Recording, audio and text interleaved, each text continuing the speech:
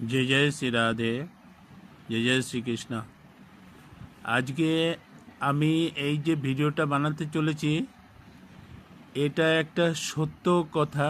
মানে কিছু ছেলে মেয়ের ওপরে প্রহসন হয়েছিল। জেলা পরিষদ পরীক্ষাতে আমি নিজেও অংশগ্রহণ করেছিলাম। আমি ভগবানগোলা ব্লকের তরফ থেকে, এমজি ব্লকের ছেলে আমি। তো ভগবানগোলা রানীনগর থানার তরফে জেলা পরিষদ পরীক্ষায় আমি সেকেন্ড হয়েছিলাম, পাস করেছিলাম, ওরালে ফার্স্ট হয়েছিলাম। তো এই চাকরিটা আমাকে তো দেওয়া হয়নি, অন্য কাউকে টাকার বিনিময়ে দিয়ে দেওয়া হয়েছিল।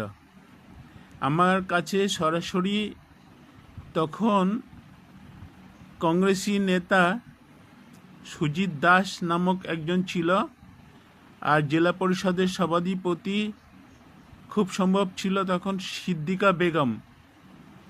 তো এই সিদ্দিকা বেগম থাকাকালীন জেলা পরিষদের যে সভাপতি যারা যারা ছিল, তারা পরীক্ষাটা নামে মাত্র প্রহসন করেছিল। তো পরীক্ষা তো নামে মাত্র, কিন্তু সব টাকা দিয়েই চাকরি কেনা বেচা করেছে। আমাকে ওড়ালে এরকমও প্রশ্ন করেছিল যে যদি মনে করো তোমাকে চাকরিটা দেওয়া হয় তাহলে তুমি কি করবে। আমি তখন ওদেরকে বলেছিলাম যে স্যার, আমাকে যদি চাকরিটা দেওয়া হয়, আমি তো আমার ডিপার্টমেন্টের আমার যে ব্যক্তিগত কাজ সেটা তো আমি 100% ভালোভাবেই করব।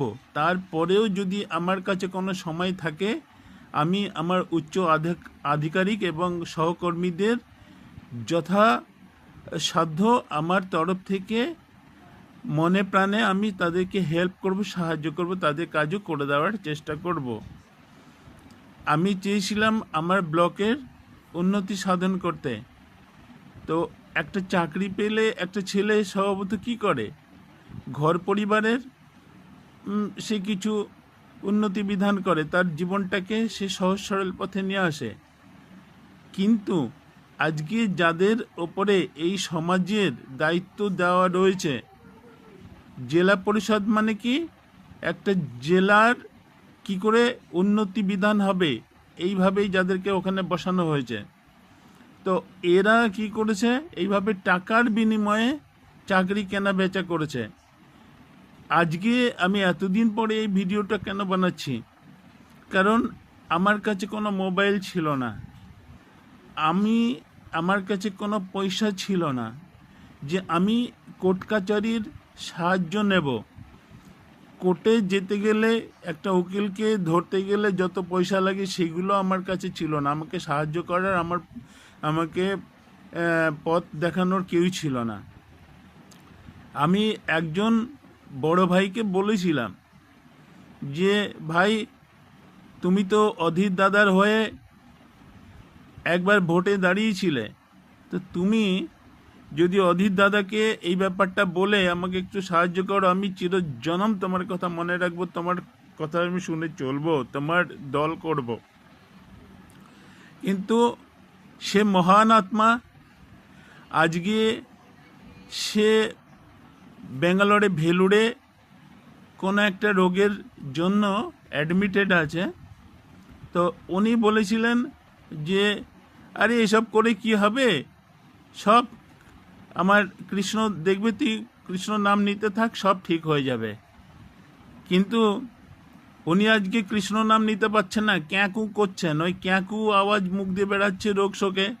উনি এখন ভুলে গেছেন যে কৃষ্ণ নাম নিলে পারে সব রোগ শোক ভুলে যায়, হসপিটালে যাওয়া লাগতো না।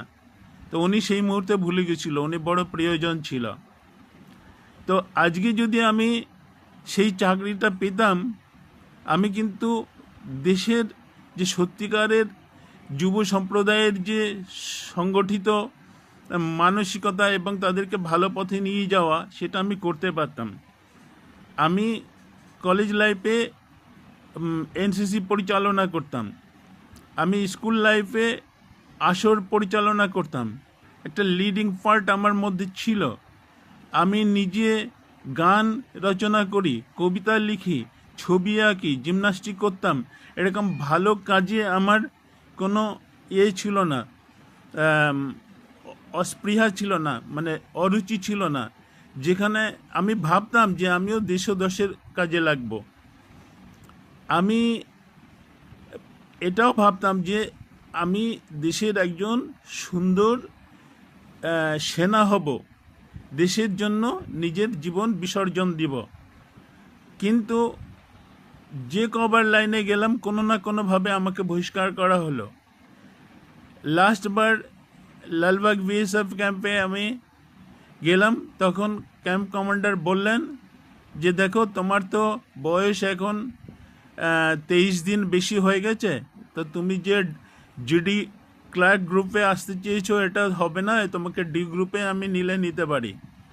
তখন আমার মস্তিষ্ক বিকৃত হয়েছিল। আমি যদি তখন ডি গ্রুপে ঢুকে যেতাম, হয়তো আজকে আমি চাকরিজীবী হতাম, রিটায়ার করে আজকে যাই হোক ঘর পরিবার নিয়ে বাল বাচ্চা নিয়ে আমি ভালো থাকতাম। কিন্তু আমাকে কোনো ব্যাপারে কোনো সময় কেউ হেল্প করেনি, বরং আমার জায়গাগুলো আমি যে প্রচেষ্টা করেছি সেই জায়গাতে আমাকে ল্যাং মেরে সেখান থেকে গলা ধাক্কা দিয়ে তাড়িয়ে দিয়ে সেই জায়গাগুলো, সেই পজিশনগুলো অন্যান্য অনেকে দখল করেছে।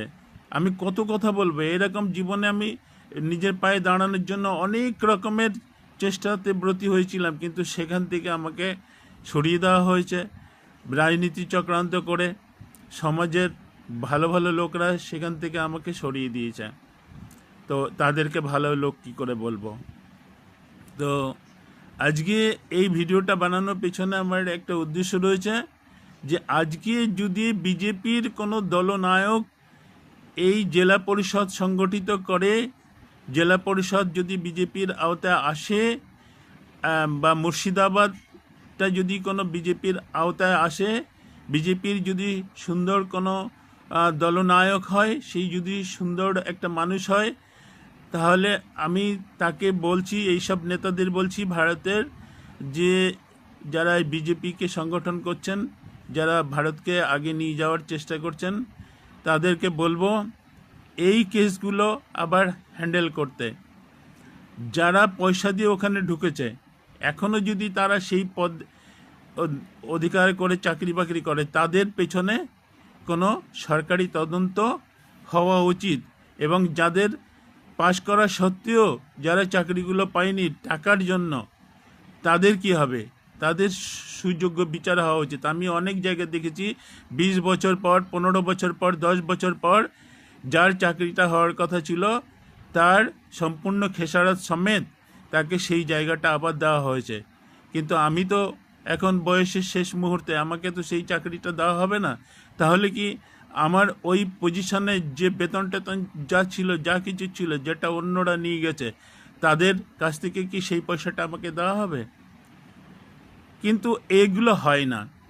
আমি কয়েকটা দিন আগে একটা ভিডিও দেখলাম, একটা বৃদ্ধ লোক, তো সেই লোকটা 20 বছর পরে প্রমাণিত হয়েছে সে নিরপরাধ, তার কোনো অপরাধ ছিল না।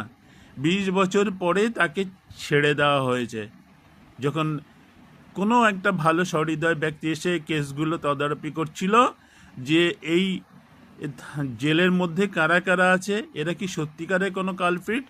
পুরানো ফাইলগুলো সে জাস্টিফাই করে যখন দেখলো আরে এই বৃদ্ধটা তো একদম বেকসুর, এর তো কোনো দোষই নাই, তখন 20 বছর পরে যখন ওকে ছাড়া হলো, তখন ও সম্পূর্ণ বৃদ্ধ। এইবার সে বাড়িতে গিয়ে কী করবে? তার নাতিপুতিরা এখন বলছে যে এখন এই যে লোকটা বৃদ্ধ অবস্থাতে ছাড়া হয়েছে, এতগুলো বছর তার যে চলে গেছে, তো এর কি হবে? হ্যাঁ, আমরা যে আজকে রাজনীতি করব, পলিটিক্স করব, দেশ গঠন করব, ভাই কিসের ওপরে হবে এগুলো? দেশের কিছু যে কানুন এগুলো আছে, এই সব কানুনের কিছু সুরাহা হওয়া উচিত। আমি অনেকের কথা বলবো যারা 2 নম্বরি করে এখনো বহাল তবিয়তে চাকরি পজিশনে আছে, এরকম অনেক লোককে আমি দেখিয়ে দেব। সরকার যদি সুস্থ স্বাভাবিক সরকার গঠন হয় আমাদের মুর্শিদাবাদে যারা তদারকি করবে এইসব নেতাদের আমি বলছি, তৃণমূল থাকলে তো কখনোই হবে না। এটা তৃণমূলের টাইমেই তো এইগুলো হয়েছে। কংগ্রেসের নেতাদেরও এগুলো দেখা দরকার ছিল, কংগ্রেসের নেতারাও এটা দেখেনি, কারণ কংগ্রেসের একটা নেতা সেই আমাকে বলেছিল 50,000 টাকা আপাতত দে, পরে দেখা যাবে। কিন্তু এইগুলো এর তদন্ত হওয়া উচিত, এগুলো সুবিচার হওয়া উচিত। আজকে আমার জীবনটা শ্রমিক বৃত্তি করতে করতে শেষ হয়ে গেল, কিন্তু আমার যেটুকু যোগ্যতা ছিল, আমি যদি কমসে কম একটা স্কুল মাস্টারিও পেতাম, তাহলে আমার স্কুলের ওই ছেলে মেয়েরা আজকে ডিস্ট্রিক্টে কোনো না কোনো একটা টপ পজিশন কেউ না কেউ থাকতো। আমার শিক্ষায় শিক্ষিত হয়ে তারা সমাজে একটা ভালো পজিশন দখল করতো। এটা আমি 100% এখনও আমি বৃদ্ধ অবস্থাতে জোর গলায় বলতে পারি। আর কি বলবো, এই দুঃখের কথা হঠাৎ কেন জাগলো আজকে জানি না। তো জাগলো এই জন্যই, কারণ কি ওই বৃদ্ধ লোকটাকে যখন দেখলাম যে সে বৃদ্ধ অবস্থাতে তাকে ছেড়ে দেওয়া হয়েছে, কিন্তু এতগুলো বছর তাকে তো ফিরিয়ে দেওয়া যাবে না, কিন্তু এর তো একটা সদুপায় করা উচিত আছে, যে এতগুলো বছর সে কি কি করতে পারতো, কত টাকা পয়সা রোজগার করতে পারতো, কত কিছু করতে পারতো। তা দেশের আইন কানুন এরকম কেন জবরদস্তি হয়ে যায়? নিরাপরাধ লোকদের ওপরে যে সুযোগ্য আছে তার সেই যোগ্যতা অনুসারে তাকে কোনো কিছু করে দেওয়া হয় না। সরকারকে আমি বলবো এরকম কোনো কিছু টিম গঠন করো, যারা সমাজে ঘুরে ঘুরে, সমাজে গ্রাম পরিবারে সমস্ত জায়গাতে ঘুরে ঘুরে দেখবে যোগ্যতা কার কীরকম, কে সঠিক লোক, কে ভালো লোক, সেই লোকগুলোকে সমাজে ভালো ভালো জায়গাতে প্রতিষ্ঠা করা হোক। আমি এটা দাবি করে আজকে দেশের আপামর জনসাধারণকে আমি এটা রিকোয়েস্ট করছি, আপনারা এইভাবে সক্রিয় হন। শুধু দলের জন্য ভোট দিয়েন না যে বিজেপি দল ভালো।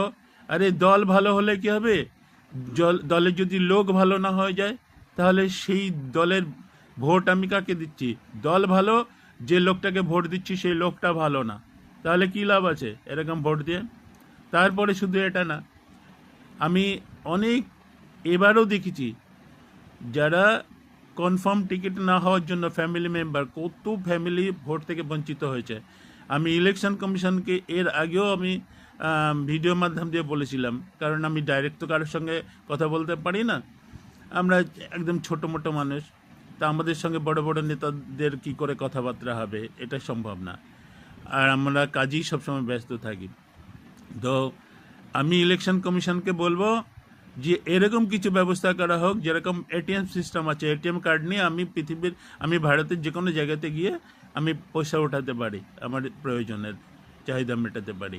তো এইরকম এটিএম মেশিন মতন করে কোনো একটা ভোটার মেশিন বানানো হোক, যেখানে পাঞ্চিং সিস্টেম থাকবে বা এটিএম টাইপের কার্ড থাকবে, ভোটার কার্ড ডিজিটাল, যার মাধ্যম দিয়ে যে যেখানেই কাজ করুক না কেন সেইখান থেকেই সে তার মনোনয়ন মানে মনোনীত মনবাঞ্ছিত প্রার্থীকে সে ভোট দিতে পারবে। তাহলে কারো ভোট নষ্ট হবে না, ট্রেন বাসে ভোট দিতে গিয়ে কারো জান যাবে না, আর নেতাদের কাছেও প্রহসন হতে হবে না, তুই আমাকে ভোট দিতে আসিসনি কেন।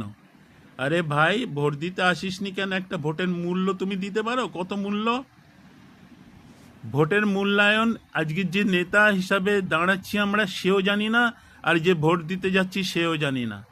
তবু বলবো যে ভোট দিতে যাচ্ছে তার কাজকর্ম ফেলে রেখে পরে এসে সে কাজ পাবে কি না, তার দাম তুমি নেতা দিতে পারবে? তোমার আইন কানুন দিতে পারবে? কি বলবো। সবাই ভালো থাকো। হ্যাঁ, ফির V I love my India. হ্যাঁ, ইন্ডিয়াতে আমার জন্ম হয়েছে, ইন্ডিয়াতে এত কিছু কানুন আছে যে গরিবদের বরাবর মেরে দেওয়া হচ্ছে, আর আমির তো আমিরই থেকে যাচ্ছে। কানুন, রাজনীতি, রাধে রাধে, কি বলবো।